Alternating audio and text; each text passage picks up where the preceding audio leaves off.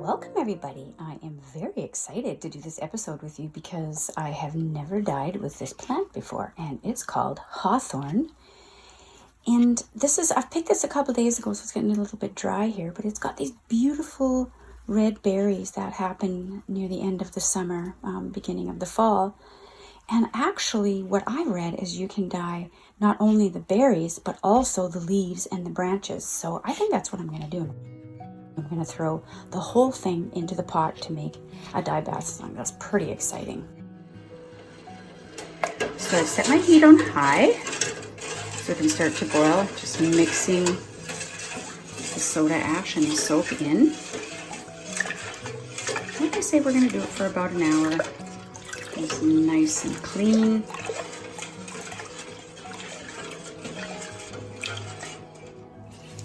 So wet my fabric. I'm going to put it in now.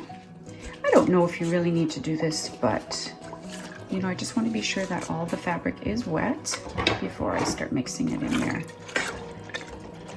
So just make sure that you are using some pots and some tools that are not the ones that you're going to use for your cooking. You definitely want to keep those separate. And I just went to the thrift store and picked up variety of pots and spoons and tongs and stuff like that, and those are dedicated for my eco dyeing. So while that's all scouring, it is a good time to get the berries prepared. And you can see this is quite a long branch I cut, but it is spiky. Can you see that spike there? Like, it's really pokey. I would recommend gloves. I would also recommend gloves when you're cutting it, which I did not do because I didn't realize how spiky it was. But that's okay. It's just an extra challenge. So I'm just going to throw this in here. I hope my pot is big enough because I only have one big pot, and that is my scouring pot. I'm just going to stuff all the berries in there and the branches in there. So I've got all my berries and leaves and branches in there. I'm going to add some water. Make sure that you're checking on your scouring here, because once it starts to boil, you want to turn it down to medium or it'll overboil. So just keep stirring it here from time to time. Right beside my fabric on the stove, I've got the berries. And I'm just turning it on to medium. I don't want to boil these because the berries and the leaves are delicate. So I'm just going to keep them on medium the whole time and just simmer them for, you know, about an hour or two. And if you end up doing this, you can kind of judge how long you want to boil it for and see what kind of color you're getting as you go along. So here we have our scoured fabric, and the water is kind of like, you know, a little bit of browny yellow. So it's simmering away here. It smells kind of good, I'm not gonna lie. Let's see if we can see some color in here. Ooh. Sort of looking like a pinky yellow a little bit. Okay, so we've got some color going on there, guys. So excited. I'm going to actually just let that simmer for a bit longer. It's been going for about an hour now. I might do it for another half an hour or another hour just to get as much rich color as we can. And you can see that those berries have completely changed color. They've lost their redness. Okay, we want to rinse our fabrics now from the scouring. Get all the soap off. Well, I think I am done simmering. It's been going on for about, I don't know, 2 hours or so. And I'm just going to strain the water. Dye bath.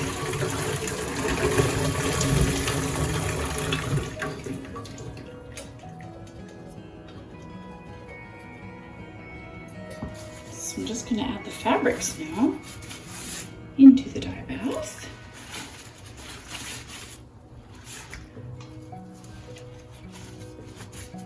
Okay, so you see it's sort of yellow browny. It almost looks like a very light cup of tea at this point. Any predictions? What color do you think it's going to be? You think it's going to be that color? That tea color? We'll find out. Now, I wish there was a little bit more of the dye bath in there to hold the fabric to cover it really completely because I'm going to leave this overnight. I'm not going to be able to play with it, poke and prod overnight. So some of these fabrics just may not get as much color as the others, but we shall see.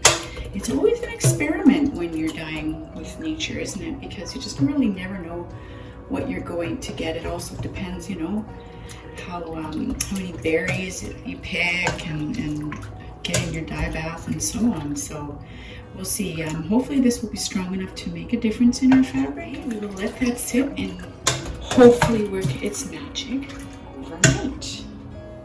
Okay, here we are. It's morning. The reveal, I have not peeked. I'm going to share in the excitement with you. I will tell you that I did add a few little berries and leaves on top of things last night because the water wasn't covering anything. So I just thought I'd be goofy and try a little side experiment and see if that did anything, just because I wanted to. So 3, 2, 1. Whoa. Oh my goodness. Okay, obviously it's going to be a mess because I threw all that stuff in. Look at that. It's like a peach color almost. Aha. Okay. This is one of the bed sheets. What color did you expect? Or did you already know? Because we've done this before. And this is also the other bed sheet. And of course, as they dry, you know, it always looks a lot lighter than it is when it's wet.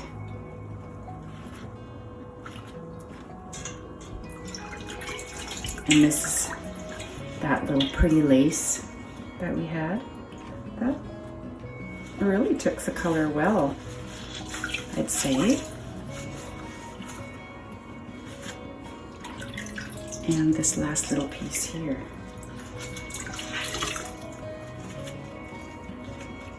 So this piece, this is the yellow fabric that I threw in there.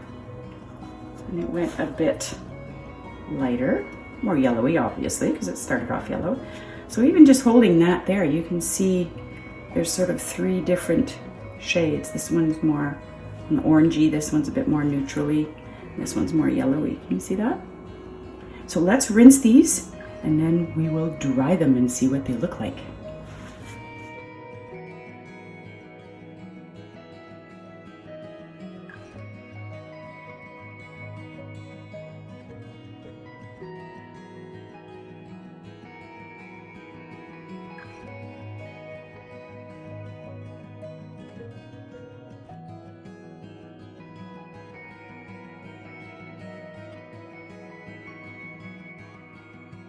Well, this Hawthorn eco-dyed fabric is now ready, and I just love these berries. Wouldn't it be amazing if they actually, if the fabric turned the color of these berries or even slightly lighter? That would be amazing. Anyway, I just think they're beautiful, absolutely beautiful. So what have we got?